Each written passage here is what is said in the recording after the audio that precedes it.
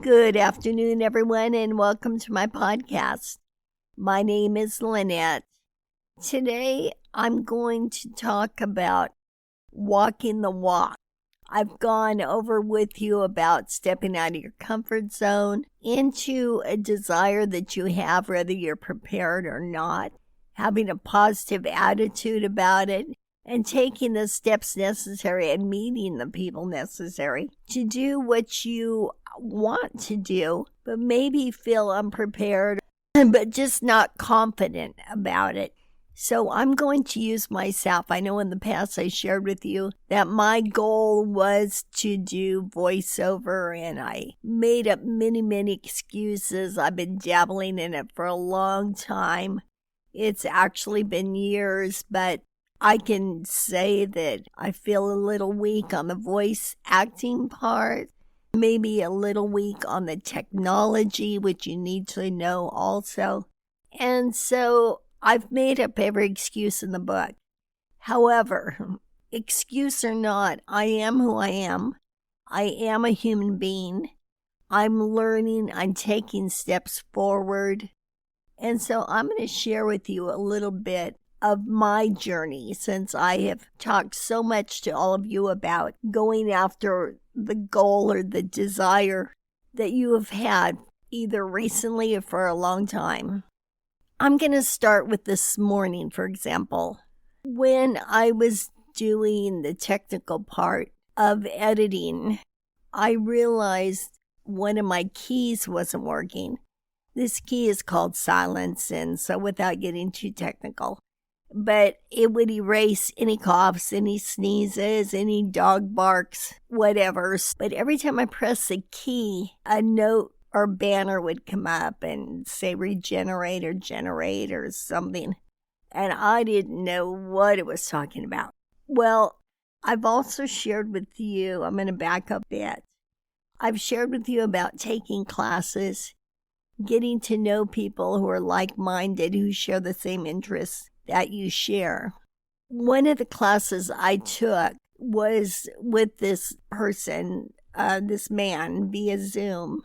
And he is so knowledgeable, and I'm so fortunate to have found him.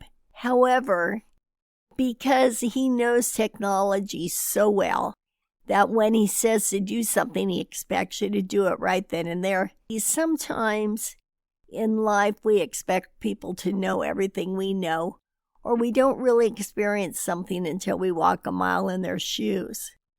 So when he gets frustrated with me because I'm not as fast as doing things as he probably is, or maybe most people he's in contact with, it makes me stressed. But that's his style. That's what he does. We'll have to get used to that. Well, I had a meeting with him last week, and I was rather stressed about having this meeting. However, the information I got from him was invaluable. So I had to tell myself, this is just who he is. He's been doing this a long time. I think it's anything that you've done for a long time that you do kind of a second nature. You almost forget what it's like to be new at something or be kind of in the dark about something. And technology for me is at best challenging. But you need to know it in order to edit the audio work that you've done. So anyway, the other day when I found that silent key wasn't working, I thought, oh my gosh, I need to call this person again. So I did. I called him, and we had a Zoom appointment. It was very brief, and he fixed my problem instantly. And I was so glad that I felt okay with touching base with him because, as I said, he's a wealth of knowledge. And even though sometimes I'm not 100% comfortable approaching him because of his approach, but at the same time, I feel so fortunate to have come in contact with someone like that. So we're not always going to be exposed to people that are in our comfort zone, but you have to look at and cherish what they can give you, the knowledge they can pass down to you. Aside from contacting him, regarding what I shared with you about taking classes and getting to know people who are like-minded, I went on a support group through Facebook, and I asked a question, just kind of put it out there, not knowing if anybody would respond. But I got so many responses, so many people are willing to help. And what was really interesting is this guy gave me his email address and said if I want, he can get on Zoom and kind of walk me through the questions that I had. And I felt so appreciative of that. And I thought, this is so neat to be able to be in my own little world in the city that I'm in. And honestly, I don't know anybody else where I live that does this type of work. So when he offered that, I thought, that is so cool. That is so nice. And other people gave me suggestions and names of people who could perhaps coach me. And I know that those people are there. And if I want to, I'm sure I could set it up where I have a one-on-one with any one of those people and get to know and make new friends. I assume they're from all over the country, if not all over the world. And that has opened a very, very exciting door for me. And one of the people suggested that I buy this piece of equipment. It wasn't super expensive, but it was a little pricey. And so I bought it. He said, you should always sound your best. So in voiceover, it's sounding your best. In any other position, it's being your best. It's doing your best, whatever that is, whatever you're interested in.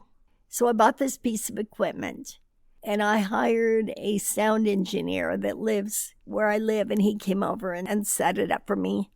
I'm still not 100% if I have all the dials correct or not.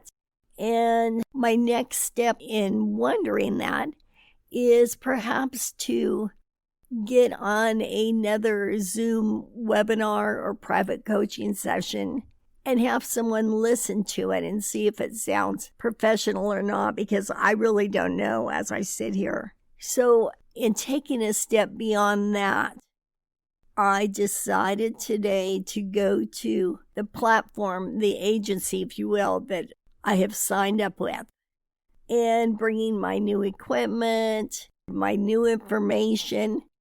I just knocked out 3 auditions online, and we'll see what happens with them.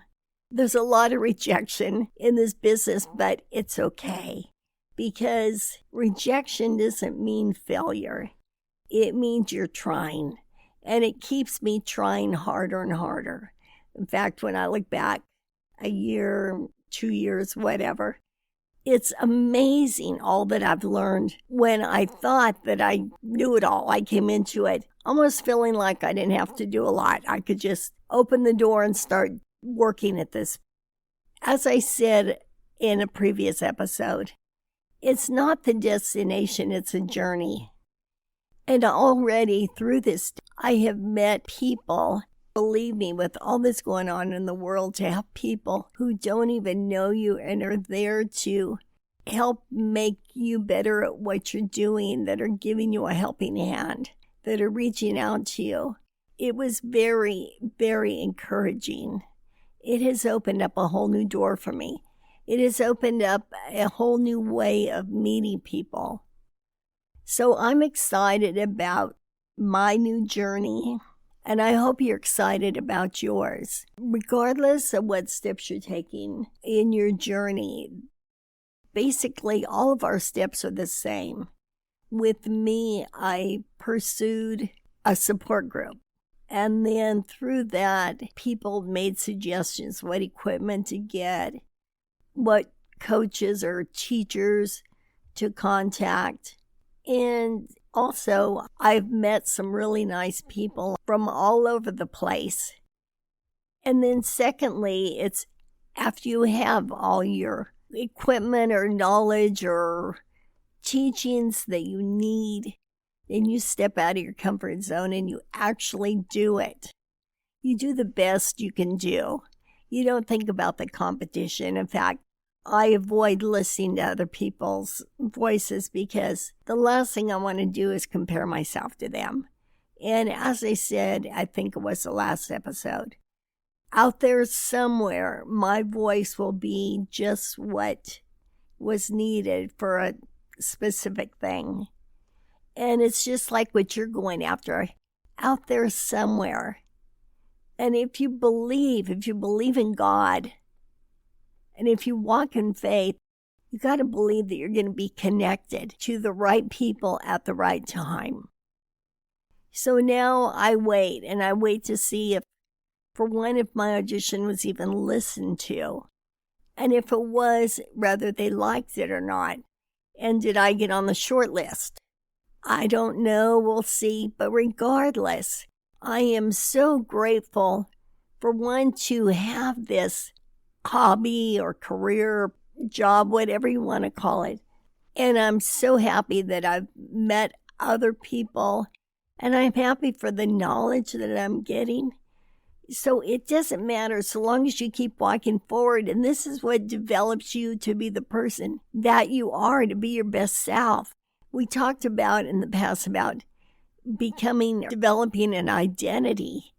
And when you find your niche, what you want to work toward, what you invest time in, what makes you happy.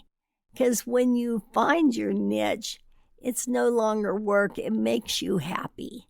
Then you can move forward and you start becoming that. You don't even need to tell anybody, because just carrying it within yourself that is who you are. This is your identity. This is a person that you've developed into. And you feel good because you have developed an identity in terms of a goal.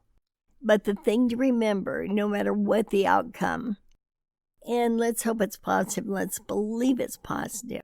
And if it's not exactly the outcome that you were hoping for, it doesn't matter. It's giving you a desire to work that much harder, more in the area that maybe you need a little more developing into.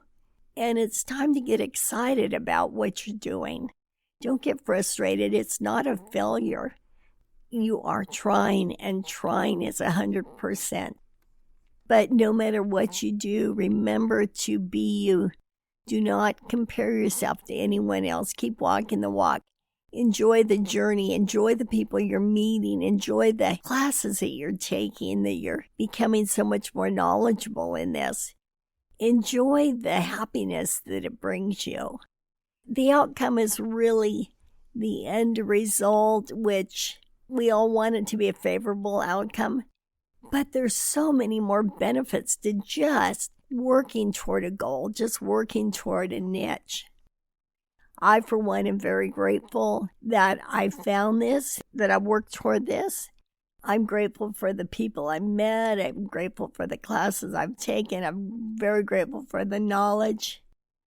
And even though I was dragging my feet learning technology, and yours might be in terms of learning about flowers, about cooking, about singing, about CEO, whatever it is, you just put one foot in front of the other and enjoy the ride, enjoy the journey. With that being said, God bless you, and I will talk to you next week. Bye-bye.